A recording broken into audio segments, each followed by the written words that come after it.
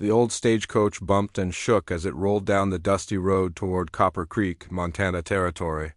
Inside, Margaret O'Sullivan held tight to her small carpet bag and tried not to cry anymore. Her eyes were already red and puffy from all the tears she had shed during the long journey from Boston. Margaret was 23 years old, but she felt much older after everything that had happened. Just 2 months ago, she had been working as a governess for the wealthy Whitmore family in Boston. She taught their 3 children how to read, write, and do their numbers. It was a good job that paid well and gave her a respectable place in society, but then everything went wrong. Mr. Whitmore had started paying too much attention to her. At first, it seemed harmless. He would ask about her lessons with the children or compliment her teaching methods. But soon, his visits to the schoolroom became more frequent and his comments more personal. He would stand too close when she showed him the children's work. He would touch her hand when passing papers. He would make suggestions about her appearance. That made her very uncomfortable. Margaret tried to avoid being alone with him, but it was difficult in his own house. One evening, when Mrs. Whitmore was visiting friends, Mr. Whitmore cornered Margaret in the library. He grabbed her arm and tried to kiss her, saying terrible things about how she should be grateful for his attention, since she was just a poor Irish girl with no family. Margaret pushed him away and ran to her room, locking the door behind her. She spent the whole night awake, wondering what to do. She knew that if she told Mrs. Whitmore, no one would believe her word against her husband's. Rich men like Mr. Whitmore always found ways to make trouble disappear. The next morning, Margaret gathered her courage and gave her notice. She said she had decided to return to Ireland to care for a sick relative. It was a lie, but she hoped it would allow her to leave quietly without any drama.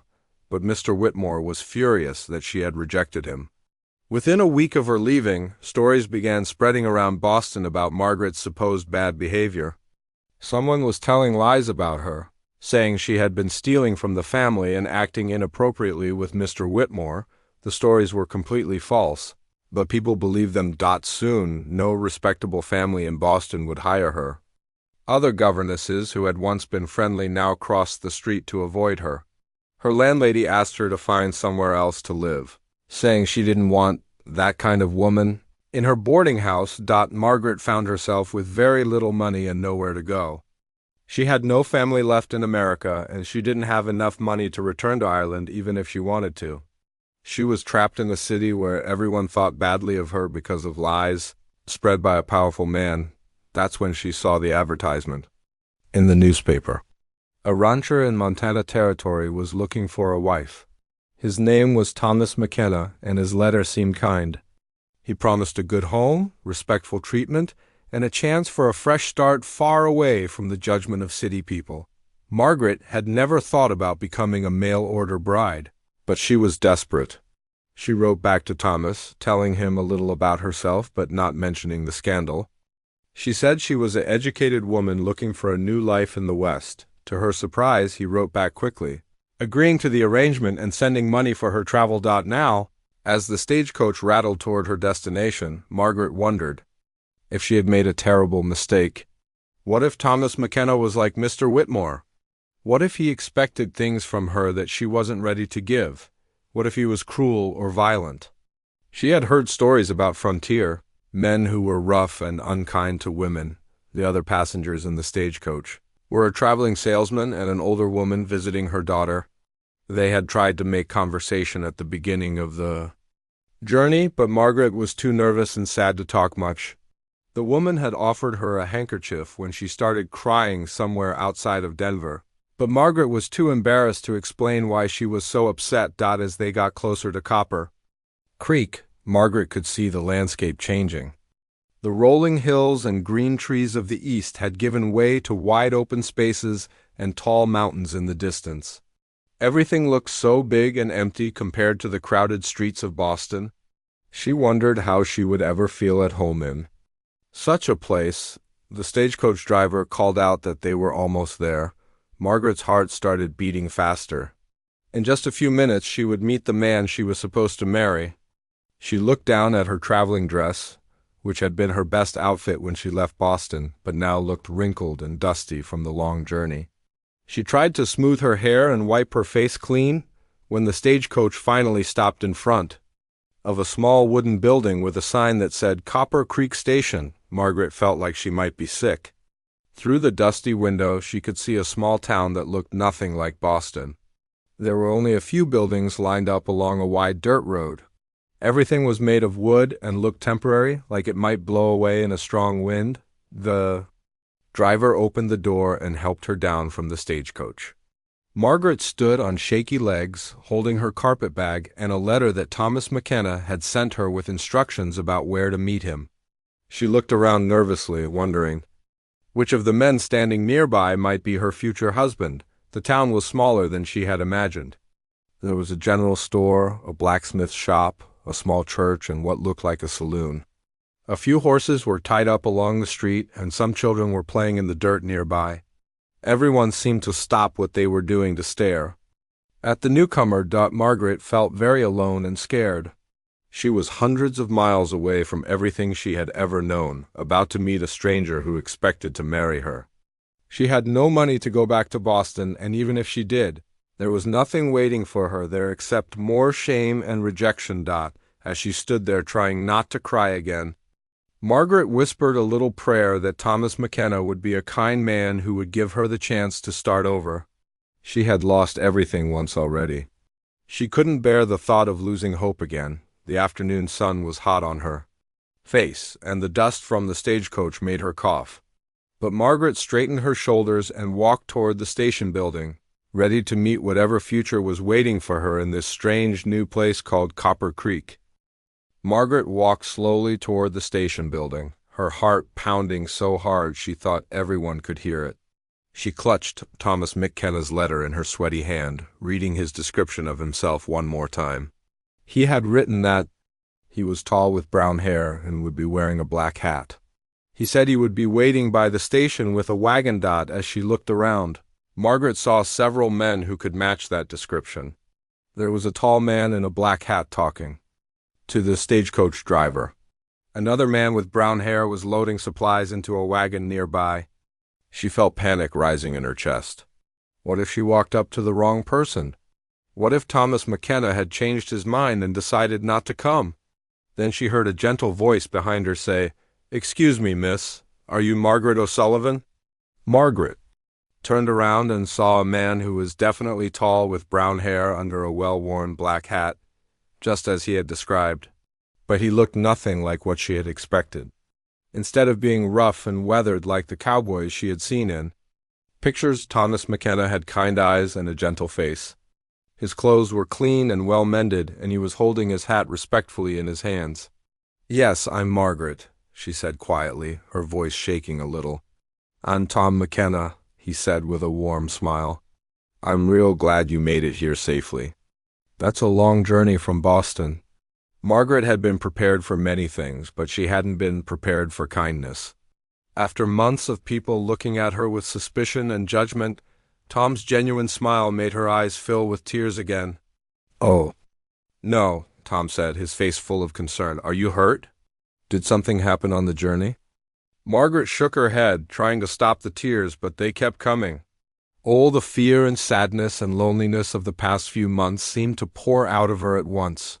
She was embarrassed to be crying in front of this stranger who was supposed to become her husband, but she couldn't seem to stop. Tom looked around and then gently took her arm. "Come on," he said softly. "Let's get you somewhere quiet where you can rest for a minute."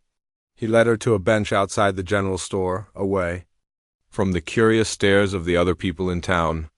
He sat down a respectful distance away from her and waited patiently while she tried to collect herself. "I'm sorry," Margaret finally managed to say. "I'm not usually such a mess. It's just been a very hard few months, and I'm nervous about all of this." Tom nodded understandingly. "I imagine it would be scary, coming all this way to marry someone you've never met. I've been thinking about that a lot, actually, wondering if this whole arrangement was fair to ask of you." Margaret looked at him in surprise. She had expected him to be eager to get married right away, especially since he had paid for her travel. Most men who sent for mail-order brides wanted wives immediately to help with cooking and cleaning and other work. "What do you mean?" she asked. Tom shifted on the bench and looked out at the mountains in the distance. Well, I was thinking that maybe we shouldn't rush into anything. Marriage is a big step, and we don't know each other at all. What if we took some time to see if we actually like each other first? Margaret stared at him. You mean you don't want to get married right away? Not unless you want to, Tom said. Quickly. I mean, the offer still stands if that's what you prefer. But I was thinking maybe you could stay in the guest room at my ranch for a while, and we could just be friends first. See if we get along, what do you think? Margaret couldn't believe what she was hearing. After everything she had been through, with Mr. Whitmore, she had been terrified that Thomas McKenna would try to take advantage of her desperate situation. Instead, he was offering her time and space to make her own decision. You would really do that? She asked. Of course, Tom sighed. Look, Margaret, I'll be honest with you. I need help on my ranch, and it would be nice to have a companion. But I want a real partnership with someone who chooses to be there, not someone who feels trapped. If we're going to make this work, we both need to be sure it's what we want. For the first time in months, Margaret felt like she could breathe properly. Here was a man who was actually asking what she wanted instead of just telling her what to do. That sounds wonderful, she said, wiping the last of her tears away. Thank you for being so understanding. Tom smiled and stood up. Good, now let me get your things and we'll head out to the ranch. I want you to meet Rosa. She's been helping me keep house since my mother died a few years ago. She's excited to have another woman around to talk to. They walked over to where Tom's wagon was parked. It was a simple farm wagon pulled by 2 sturdy horses, but it looked well-maintained and comfortable. Tom helped Margaret up onto the seat and then loaded her carpet bag into the back door as they drove through the town.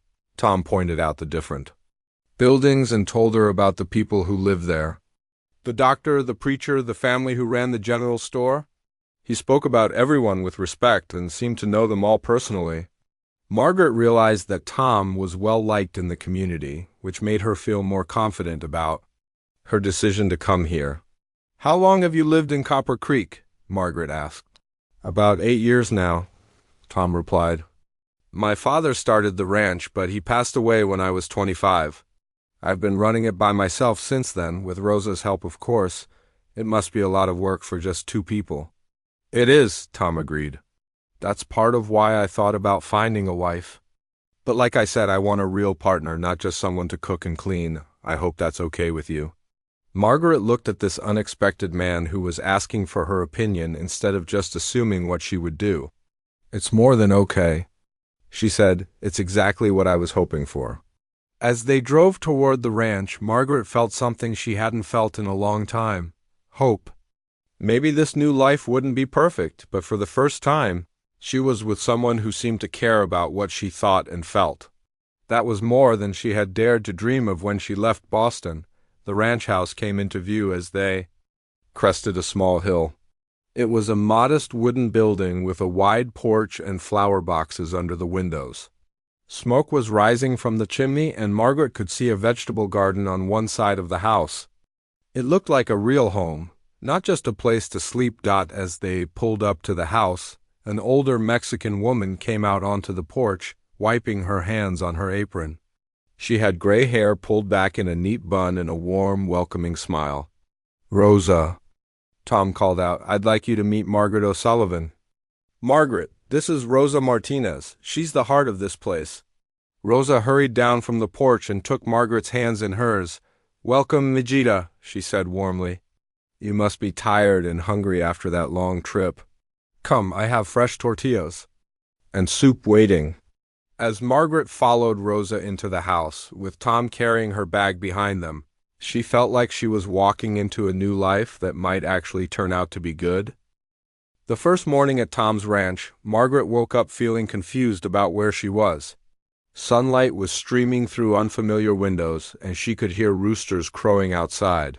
Then she remembered she was in Montana Territory, hundreds of miles from Boston, staying in the guest room of a kind cowboy who had offered her a chance to start over. Margaret got dressed in one of her simple day dresses and made her way to the kitchen, where she found Rosa making breakfast.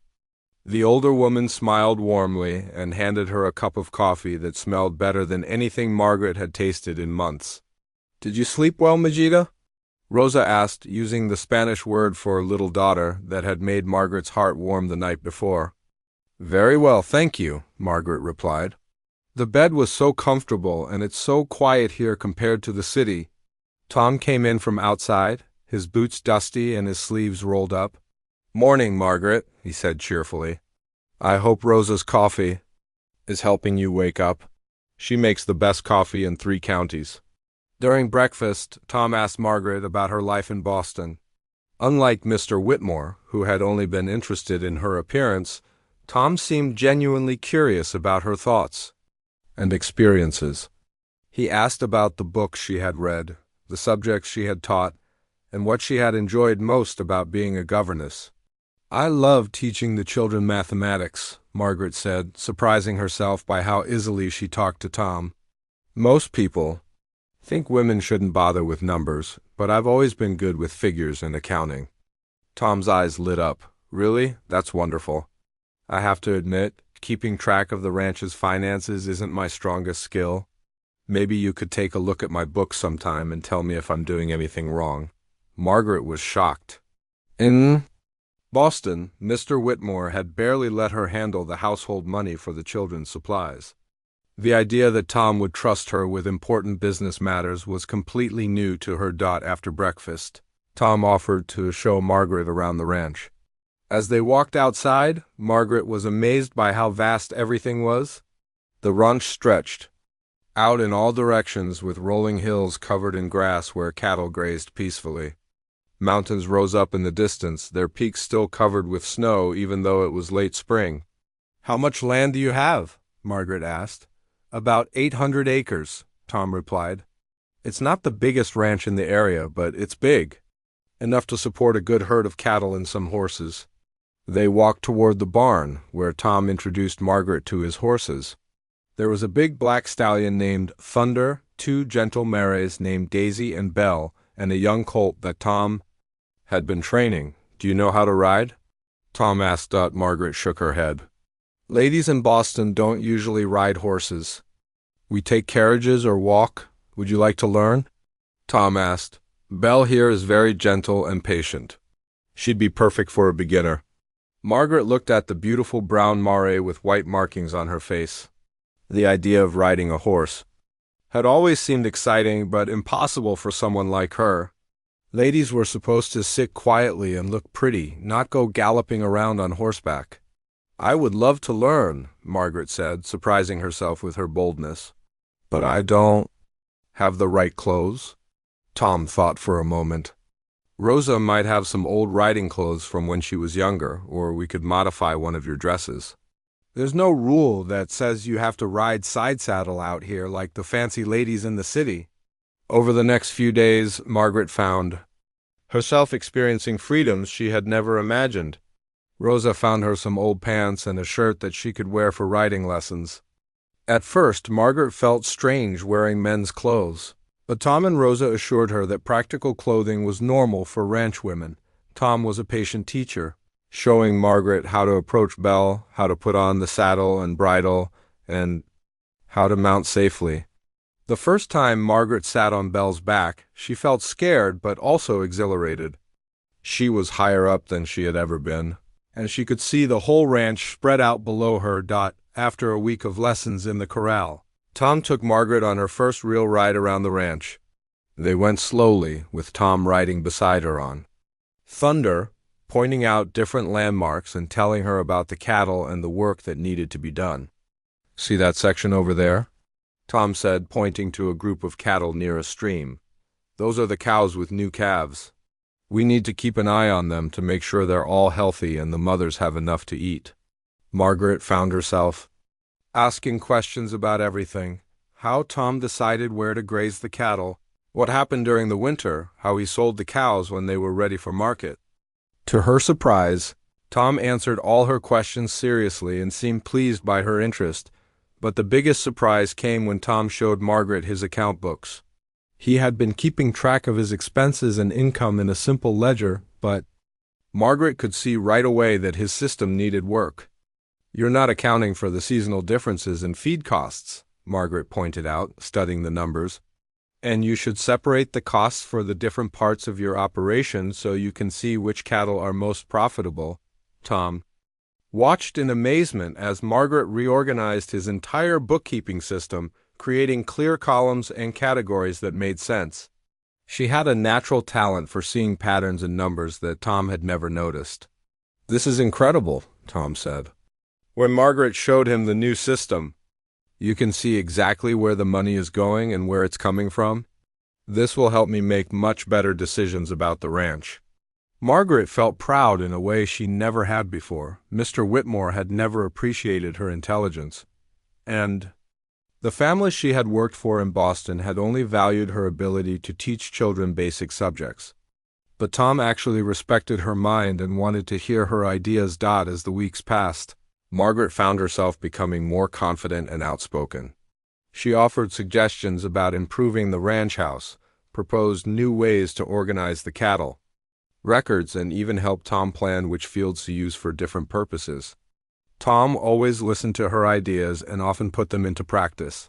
One evening, as they sat on the porch watching the sunset paint the mountains purple and gold, Tom said, "Margaret, I want you to know how grateful I am that you came here. You've already made this place better in so many ways." Margaret smiled, feeling truly happy for the first time in years. "I should be thanking you, Tom. I never knew I could feel so free. In Boston, I always had to be so careful about what I said and did. Here, I feel like I can be myself." "That's all I ever wanted," Tom said quietly, "for both of us to be able to be ourselves." As Margaret looked out at the vast landscape that was starting to feel like home, she realized that she had found something she hadn't even known she was looking for, a place where she could be strong and smart and useful, where her opinions mattered, and where she was valued for who she really was rather than who she was supposed to be. For the first time since leaving Boston, Margaret began to believe that her future might be brighter than her past. Margaret had been living at Tom's ranch for almost 2 months, and for the first time in her adult life, she felt truly happy. Every morning, she woke up looking forward to the day ahead. She had become skilled at riding Belle, had completely reorganized the ranch's financial records, and had even started helping Rosa with the garden, learning to grow vegetables she had never seen before. Tom had become not just her host, but her friend. They spent their evenings on the porch talking about books, sharing stories about their childhoods, and planning improvements for the ranch. Margaret had never had such easy, comfortable conversations with a man before. Tom listened to her opinions about everything from politics to farming, and he often asked for her advice on ranch decisions. Margaret was beginning to think that maybe, just maybe, she had found a place where she truly belonged. The people in Copper Creek had welcomed her warmly, and several of the ranch wives had invited her to their monthly quilting circle. For the first time, Margaret could imagine a future that made her excited rather than afraid. Then the letter arrived. Margaret was in the kitchen with Rosa, learning to make fresh bread, when Tom came in from checking the mail in town. He looked troubled as he handed her an envelope with her name written in elegant handwriting. "This came for you," Tom said quietly. "The postmark is from Boston." Margaret's blood ran cold when she saw the return address. It was from Mr. Whitmore, the man whose unwanted advances had forced her to flee Boston in the first place. Her hands shook as she took the letter, and she felt sick to her stomach. "Are you all right, Majida?" Rosa asked, noticing how pale Margaret had become. "You look like you've seen a ghost." I need to read this alone," Margaret managed to say. She hurried to her room and closed the door behind her, her heart pounding as she opened the envelope. The letter was worse than anything she could have imagined. "Miss O'Sullivan," it began in Mr. Whitmore's formal handwriting. "I trust this letter finds you well in your new location. Yes, I have discovered where you have gone, and I must say I am quite disappointed in your behavior. After you left my employment so suddenly, I discovered several items missing from my home, some valuable jewelry belonging to my wife, along with money from my desk drawer. I have discussed this matter with the authorities, and they agree that the evidence points to you as the thief." However, I am a charitable man, and I remember that you are young and perhaps acted foolishly. If you return to Boston immediately and confess to your crimes, I will consider asking the judge to be lenient. I might even be willing to offer you employment again, under proper supervision, of course. But if you refuse to return and face the consequences of your actions, I will have no choice but to contact the territorial authorities in Montana. I will provide them with a full account of your criminal behavior and immoral conduct. I'm sure the good people of Copper Creek would be very interested to learn what kind of woman is living among them. You have 2 weeks to decide. I expect to hear from you soon. Sincerely, Mr. Richard Whitmore. Margaret read the letter 3 times, each time feeling more desperate and afraid. Every word was a lie. She had never stolen anything from the Whitmore house. She had been so careful to take only her own belongings when she left. But Mr. Whitmore was a rich, respected man in Boston, and she was just a poor Irish woman with no family and no money. Who would believe her word against his? Margaret sank onto her bed, the letter falling from her trembling hands.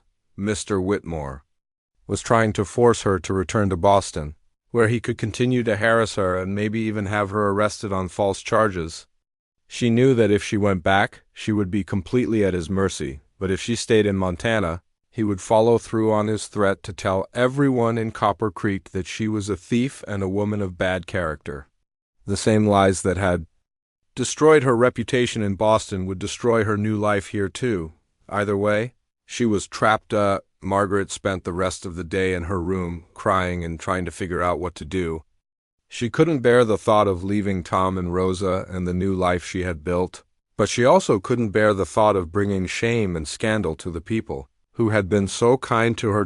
When Rosa knocked on her door that evening to call her for dinner, Margaret said she wasn't feeling well and couldn't eat. Tom came to check on her a little later, but Margaret told him through the door that she just needed to rest. She lay awake all night, staring at the ceiling and trying to think of a solution. But every path she considered led to disaster.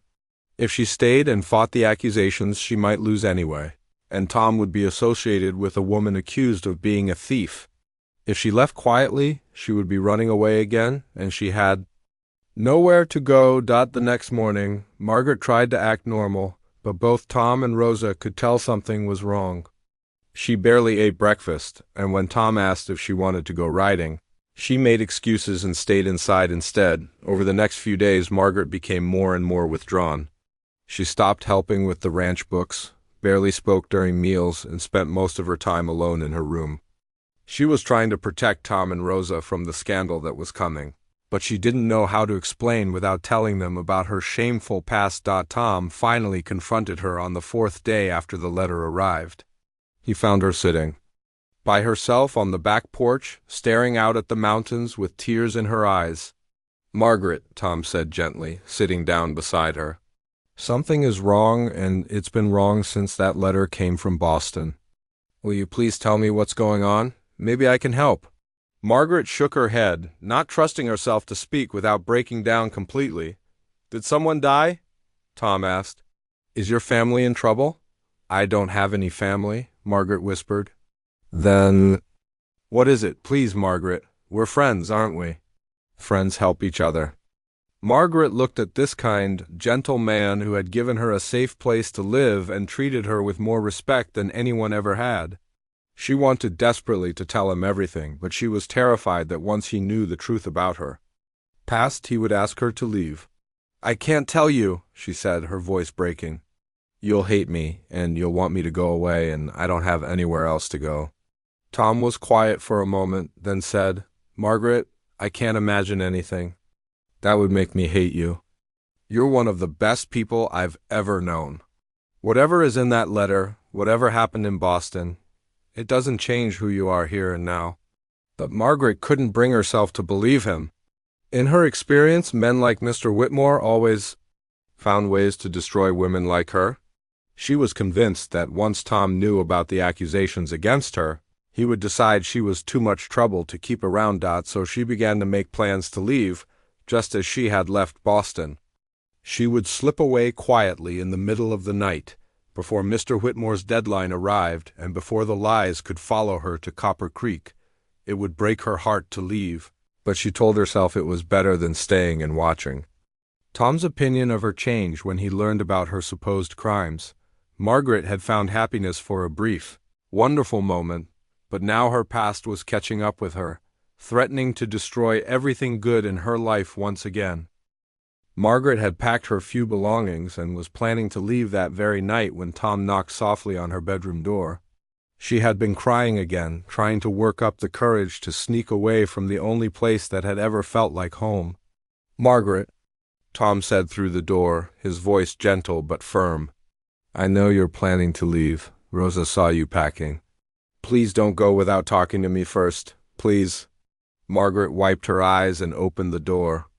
Tom stood in the hallway, his hat in his hands and concern written all over his face. Behind him, she could see Rosa hovering nearby, worry creasing her kind features. "I have to go, Tom," Margaret said, trying to keep her voice steady.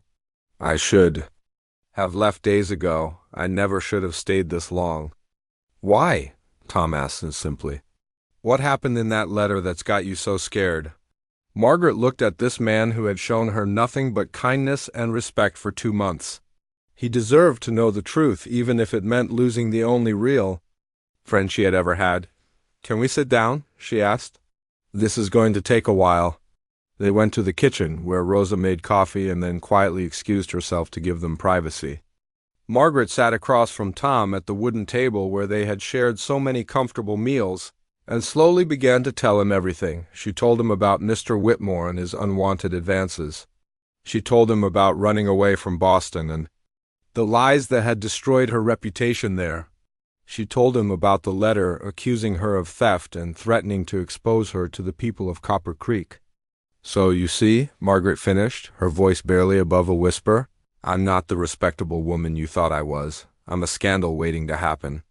If I stay here, Mr. Whitmore will ruin your reputation too, just for associating with me." Tom had listened to the whole story without interrupting, his face growing more serious as Margaret explained what had happened. When she finished, he was quiet for a long moment, staring down at his coffee cup. Margaret's heart sank. She had been right to worry. Tom was already pulling away from her, already regretting that he had ever brought her to his ranch. But then Tom looked up at her, and his eyes were filled with anger, not at her, but for her. "That man is a predator," Tom said firmly. "What he did to you was wrong, and what he's doing now is even worse. He's trying to control you with fear and lies." Margaret stared at him. You believe me?" "Of course I believe you," Tom said. "Margaret, I've been watching you for 2 months. You're honest and kind and hardworking. You couldn't steal from someone if your life depended on it. This Mr. Whitmore is obviously a man who can't stand being told no by a woman."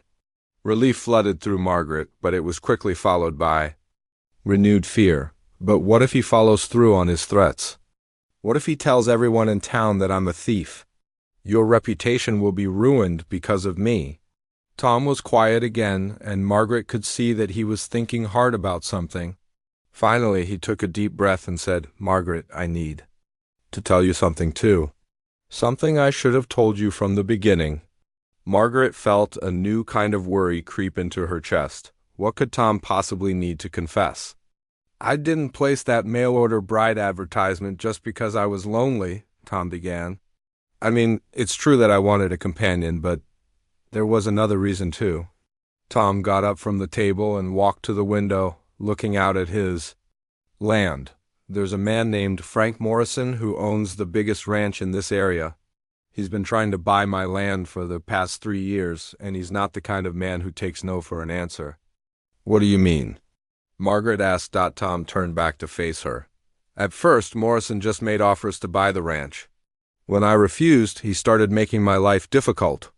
He convinced some of the other ranchers to stop doing business with me. He spread rumors that I was bad at managing my cattle. He even had some of his men rustle a few of my steers, though I could never prove it." Margaret was shocked. She had thought of Tom as living a peaceful life on his successful ranch, but apparently he had been facing his own kind of persecution. Morrison also started a campaign to make me feel isolated socially, Tom continued. He told people that I was strange for living alone, that there must be something wrong with a man my age who had never married. He made it seem like I was some kind of hermit who couldn't be trusted. That's terrible, Margaret said. But what does that have to do with the advertisement? Tom sat back down at the table. I realized that Morrison was using my bachelor status against me. If I had a wife, it would make me seem more respectable and normal to the community. It would be harder for him to isolate me socially. A married man with a wife who was involved in church and community activities would have more standing in the town. Margaret felt like she was seeing Tom in a completely new light. He wasn't just a kind rancher who had wanted a companion. He was a man who had been fighting his own battle against a powerful enemy. So, when you answered my advertisement, Tom said, you weren't just helping yourself, you were helping me too. I needed someone real, someone strong enough to stand up to pressure, not just a decorative wife who would wilt at the first sign of trouble. Margaret thought about this revelation. You mean we were both running from something when we found each other? Exactly, Tom said. And that's why I know we can face this Mr. Whitmore together. We're both people who understand what it's like to be bullied by powerful men who think they can control other people's lives.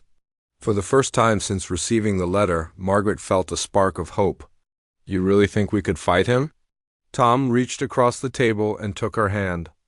Margaret, I've watched you reorganize my business, learn to ride a horse, and make friends with everyone in town. You're not a victim anymore. You're a strong woman who knows her own worth. And I'm not just some lonely rancher who needs protection. I'm a man who's been successfully defending his land and his principles for years. Margaret felt something shift inside her. Tom was right.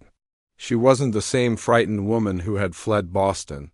She had found her strength and her voice here.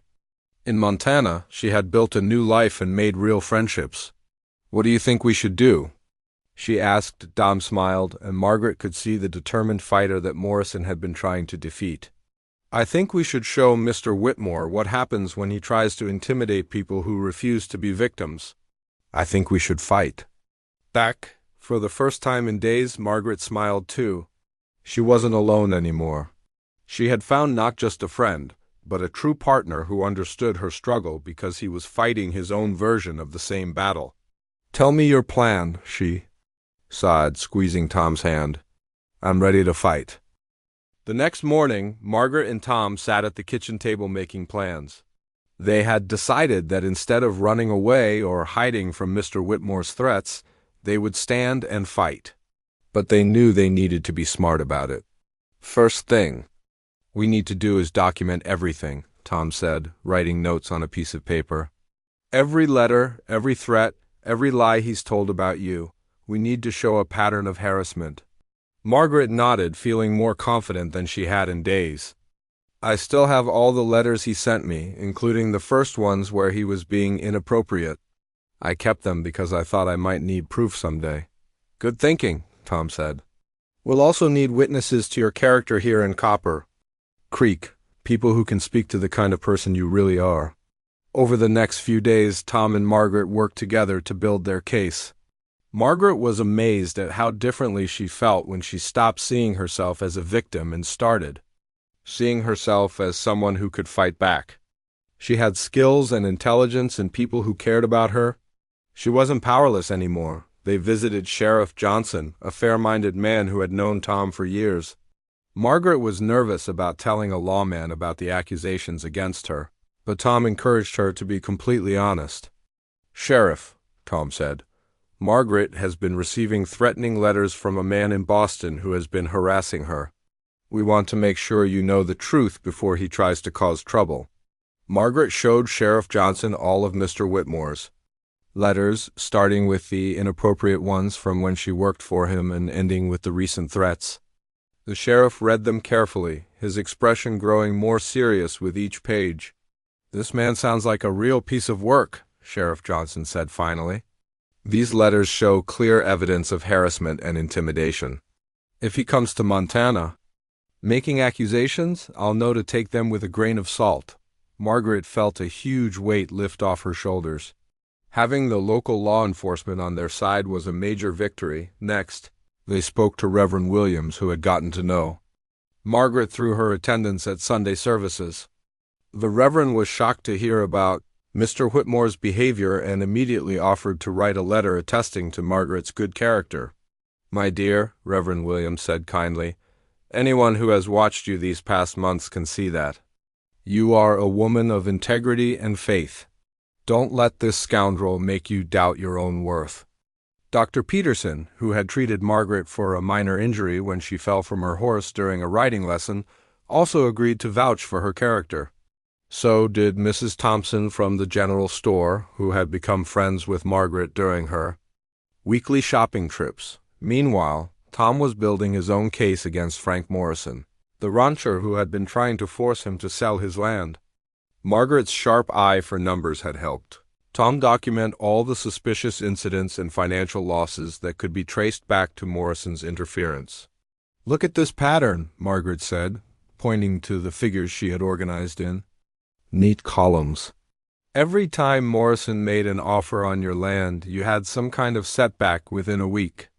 Cattle went missing, or supplies were delayed, or someone spread rumors about your business. That's not a coincidence." Tom studied the numbers with admiration. "I knew you were smart, but this is incredible work, Margaret. You've shown connections that I never would have noticed." As they worked together, Margaret realized that Tom had been right about needing a real partner, not just a decorative wife. They made a good team, with her organizational skills and attention to detail complementing his knowledge of ranching and understanding of local politics. Their partnership was put to the test sooner than they expected. Just 1 week after they had started building their case, both of their enemies made their moves on the same day. Margaret was in town with Rosa, buying supplies, when a stranger approached her outside the general store. He was well-dressed and spoke with a Boston accent, and Margaret's heart sank when she realized who he must be. "Miss O'Sullivan," the man said with a cold smile, "I'm Detective Williams from Boston. I'm here about some stolen property that needs to be returned." Margaret knew this man wasn't really a detective. Mr. Whitmore had sent someone to intimidate her, probably hoping she would panic and confess to crimes she hadn't committed. But instead of panicking, Margaret stood up straight and said clearly, "I think there's been some mistake. I've never stolen anything from anyone. Perhaps you should speak to Sheriff Johnson about your concerns." The fake detective looked surprised that Margaret wasn't cowering in fear. "Now see here, miss, Mr. Whitmore is a respected gentleman, and he's willing to be reasonable if you just cooperate. Then Mr. Whitmore can take his concerns to the proper authorities," Margaret said firmly. "I have nothing to hide."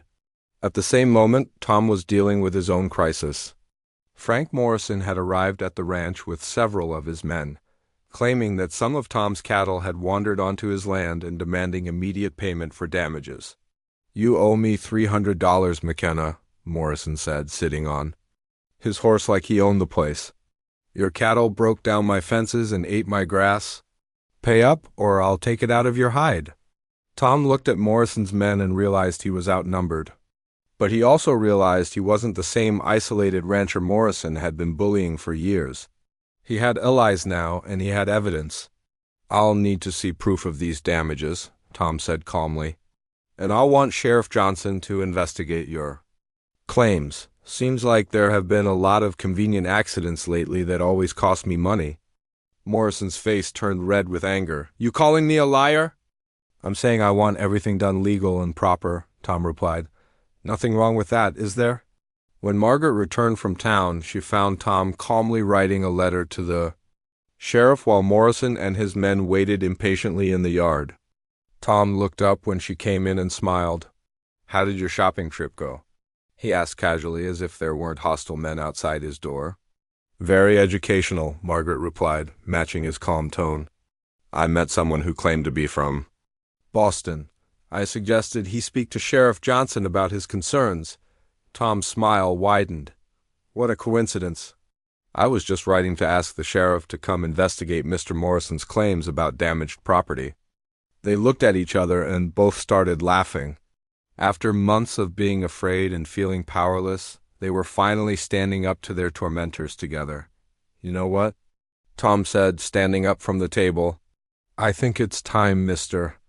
Morrison and his friend from Boston met each other. They have so much in common," Margaret grinned. "What do you have in mind?" "I think we should invite them both to meet with Sheriff Johnson at the same time," Tom said. "Let them explain their stories in front of witnesses and see how well their lies hold up under scrutiny." As Tom walked outside to confront Morrison directly and Margaret prepared to send word to the sheriff, both of them felt something they hadn't felt in a long time, the satisfaction of refusing to be victims. They were fighting back, and they were fighting together for the first time since their troubles began. Margaret and Tom felt like they were going to win. The confrontation with Mr. Whitmore's hired man and Frank Morrison had ended better than Margaret and Tom could have hoped. When Sheriff Johnson investigated both men's claims, the lies fell apart quickly. The fake detective couldn't produce any real evidence of theft, and Morrison's damage claims were proven false when several neighbors testified that they had seen Morrison's own men cutting his fences. Both troublemakers left Copper Creek in disgrace, but not before the sheriff made it clear that any further harassment of Tom or Margaret would result in serious legal consequences. Word spread quickly through the small town about how the couple had stood up to the bullies, and their reputation in the community grew even stronger. In the weeks that followed, Margaret and Tom found themselves closer than ever. Fighting side by side had shown them that they truly were partners in every sense of the word. They worked together, planned together, and supported each other through difficulties. More importantly, they had discovered that they genuinely enjoyed each other's company and shared the same values about fairness, hard work, and treating people with respect. One evening in late summer, as they sat on the porch watching the sunset paint the mountains in shades of gold and purple, Tom turned to Margaret with a serious expression. "Margaret," he said quietly, "I need to ask you something important."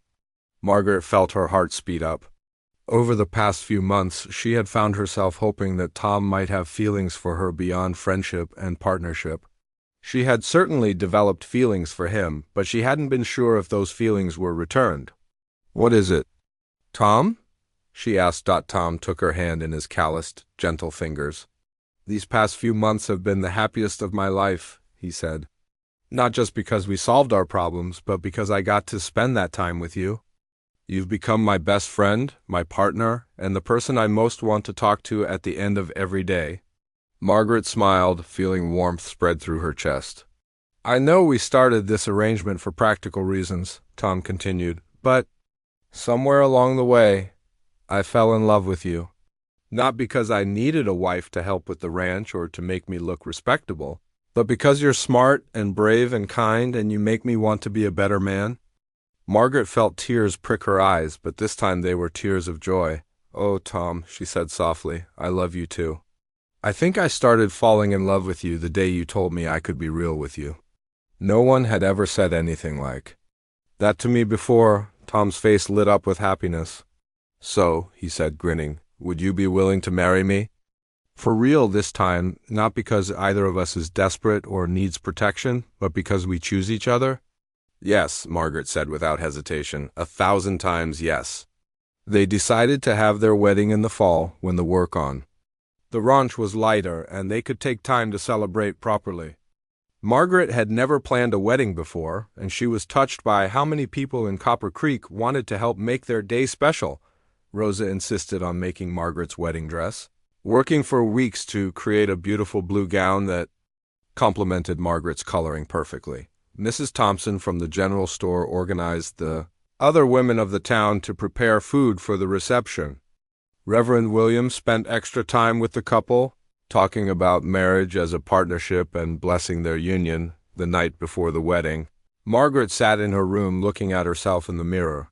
She wore the blue dress Rosa had made, with her hair arranged in a simple but elegant style. She looked like herself, not like someone trying to be what others expected her to be. Rosa knocked on the door and came in carrying a small box. "I have something for you, Majida," she said with a smile. Something that belonged to Tom's mother. Inside the box was a simple but beautiful silver necklace with a small cross pendant. "She would have loved you," Rosa said as she fastened the necklace around Margaret's neck. "You're exactly the kind of woman she would have wanted for her son. Strong and kind and real." The wedding ceremony was held in the small church in Copper Creek, with most of the town in attendance. Margaret had never felt so supported and loved by a community. As she walked down the aisle, she saw friendly faces everywhere, people who had come to know and respect her for who she truly was. Tom was waiting for her at the altar, wearing his best suit and looking more handsome than she had ever seen him. When their eyes met, both of them smiled so widely that Reverend Williams chuckled. "Dearly beloved," the Reverend began, "we are gathered here today to witness the marriage of Thomas McKenna and Margaret O'Sullivan, two people who have found in each other not just love, but true partnership."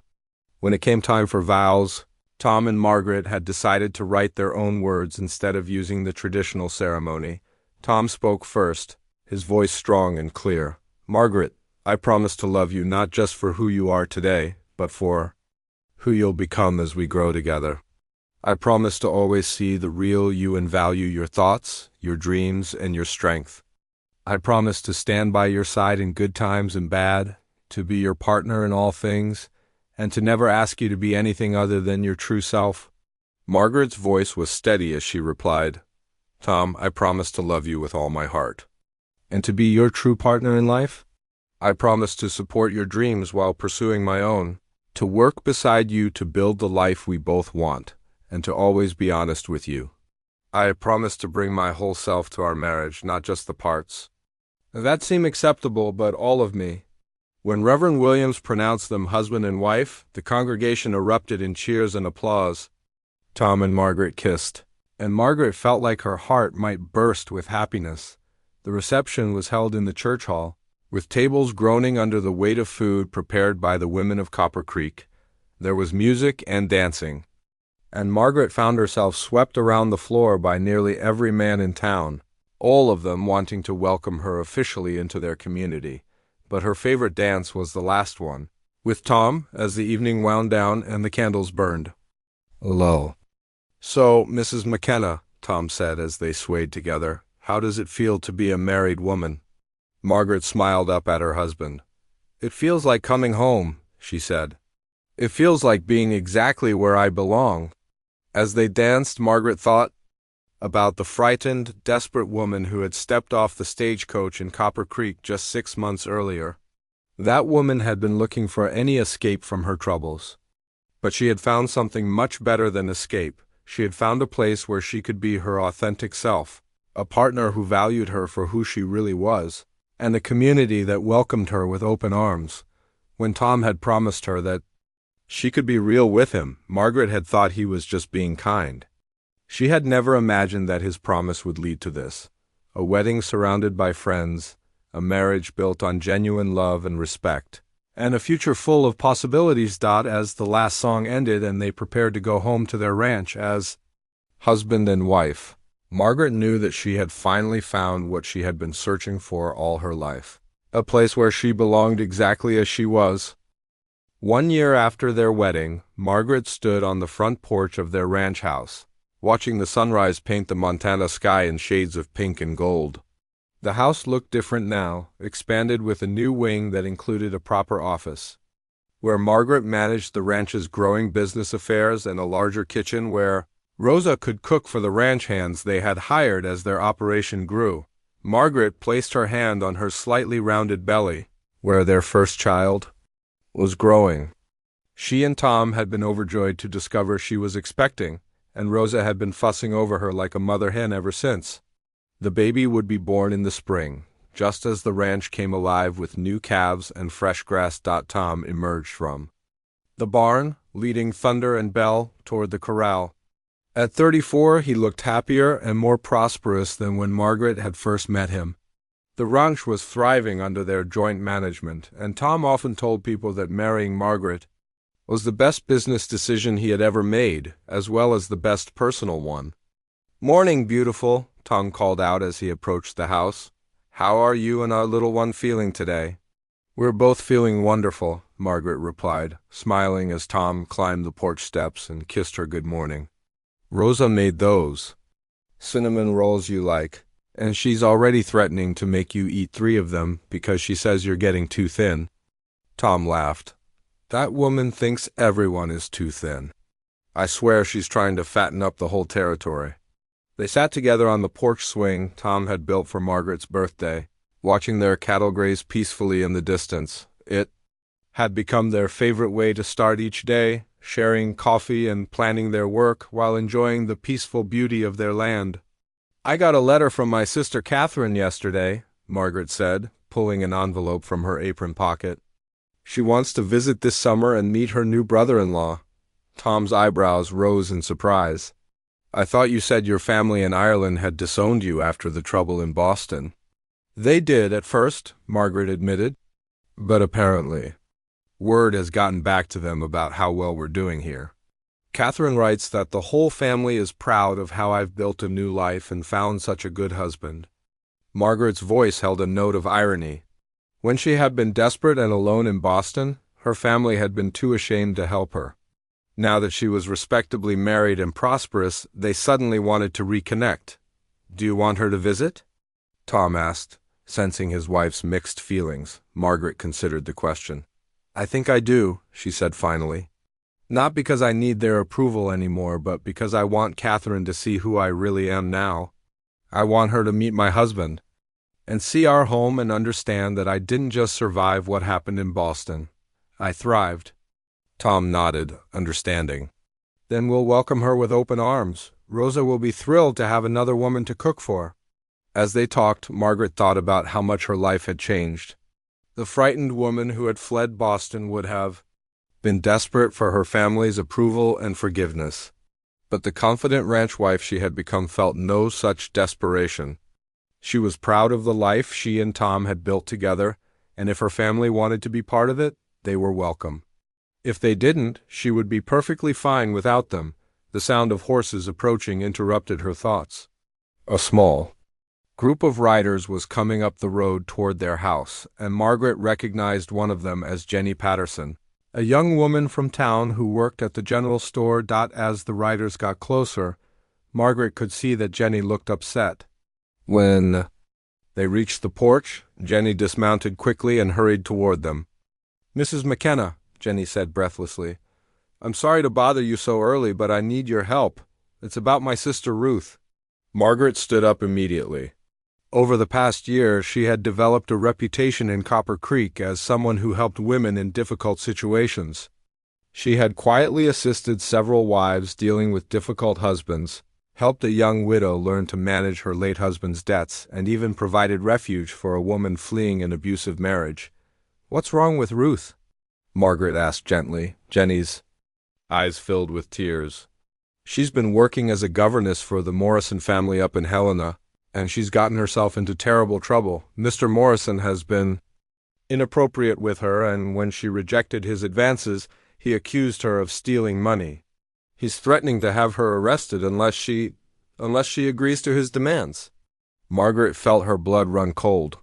The situation was almost identical to what she had faced with Mr. Whitmore, except this Morrison was related to Frank Morrison, the rancher who had tried to force Tom to sell his land.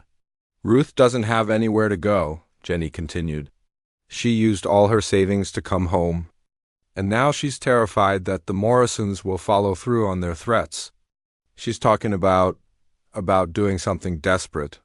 Tom stood up and put his arm around Margaret's shoulders. "What do you want to do?" he asked quietly. Margaret didn't hesitate. "Bring Ruth here," she said firmly.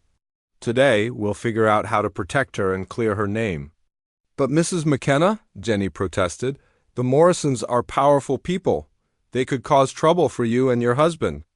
Margaret smiled grimly. "Let them try. Tom and I have dealt with powerful bullies before. We're not afraid of the Morrison family." Over the next few weeks, Margaret and Tom worked to help Ruth Patterson just as they had worked to help themselves a year earlier. They documented Ruth's story, gathered witnesses to her character, and built a legal case against her accusers. Margaret also used her growing network of friends and contacts to find Ruth a new position with a respectable family in Billings, far away from the Morrisons' influence. The process reminded Margaret of how far she had come. When she had been in Ruth's position, she had felt powerless and alone. Now she had the knowledge, resources, and confidence to help others facing similar challenges. "You saved that girl's life," Tom told Margaret one evening after they had successfully resolved Ruth's situation. She was ready to give up completely when her sister brought her here. "We saved her life," Margaret corrected, "just like we saved each other." As autumn arrived and Margaret's pregnancy progressed, she found herself reflecting more and more on the journey that had brought her to this place.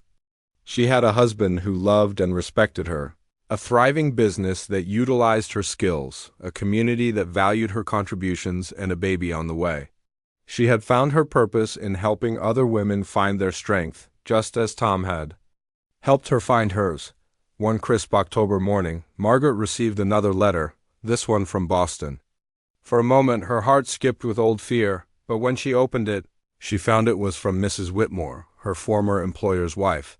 The letter was an apology. Mrs. Whitmore had discovered her husband's pattern of harassing female employees and had finally found the courage to leave him. She wanted Margaret to know that she believed her story and regretted not protecting her. When she had the chance, Margaret read the letter twice, then handed it to Tom. "Mrs. Whitmore has left her husband and taken her children to live with her sister in Philadelphia," she said. "She says she's going to testify against him if any of his other victims want to press charges." Tom smiled. "Sounds like Mr. Whitmore's past is finally catching up with him." Margaret nodded, feeling a sense of closure she hadn't known she needed. She wasn't interested in revenge, but she was glad that other women would be protected from the man who had tried to destroy her life. As winter approached, Margaret and Tom began preparing for the birth of their child and planning for the future of their ranch. They talked about expanding their cattle operation, maybe adding some sheep, and definitely building a schoolhouse so their children and the children of their ranch hands would have a proper education. "Do you ever regret answering that mail-order bride advertisement?" Tom asked one snowy evening as they sat by the fire. Margaret looked around their cozy living room, with Rosa knitting baby clothes in her rocking chair and Tom reading a ranching journal beside her. Outside, snow was falling gently on their land, and inside, their baby was growing strong beneath her heart. "Never," Margaret said with complete certainty. "It was the best decision I ever made. It led me to you, to this life, to becoming the person I was meant to be." Tom reached over and took her hand. "When I wrote that advertisement, I said I needed someone real. I had no idea how real you would turn out to be or how much that would mean to me." Margaret smiled, thinking of the scared young woman who had stepped off that stagecoach more than a year ago. That woman had been looking for escape, but she had found something much better. She had found herself. As the fire crackled and the snow continued to fall, Margaret felt completely at peace. She had traveled hundreds of miles and endured tremendous hardship to reach this moment, but every step of the journey had been worth it. She was exactly where she belonged, with exactly the person she was meant to love, living exactly the life she was meant to live, and the best part was, this was just the beginning.